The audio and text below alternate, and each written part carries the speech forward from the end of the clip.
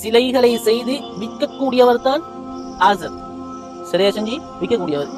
இப்ராஹிம் அலைஹிஸ்ஸலாம் பார்த்தாங்க, வாப்பா வழிகேட்டில் இருக்கிறாரு, வாப்பா வழிகேட்டில் இருக்கிறாரு, வாப்பாக்கு தாவத் கொடுக்கணும், வாப்பாக்கு சொல்லி கொடுக்கணும்.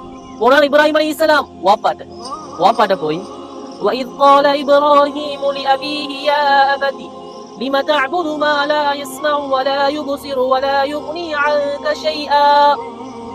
என்னுடைய தந்தையே, எந்த ஒன்றையும் கேட்காத, எந்த ஒன்றும் பார்க்காத, எந்த விதமான பிரயோசனமும் தராத இந்த சிலைகளை எதற்காக நீங்கள் வணங்குகிறீர்கள்? எதற்கு வணங்குறீங்க? யா அபதி இன்னி قد جاءني من العلم ما لم يأتك فاتبعني أهدك صراطا مستقيما. என்னுடைய தந்தையே, யாருக்கும் கிடைக்காத ஒரு அறிவு எனக்கு வந்திருக்கிறது, என்னை நீங்கள் பின்பற்றுங்கள், உங்களுக்கு நேரான வழியை நான் காட்டுகிறேன். யாரு சொன்னது? 16 வயசு பொடியன் இப்ராஹிம் அலைஹிஸ்ஸலாம். யா அபதி லா தஅபுது ஷைத்தான் இன்ன ஷைத்தான கான லிர்ரஹ்மானி அஸியா. இந்த வாப்பா ஷைத்தானை நீங்க வணங்காதீங்க, ஷைத்தானை வணங்காதீங்க.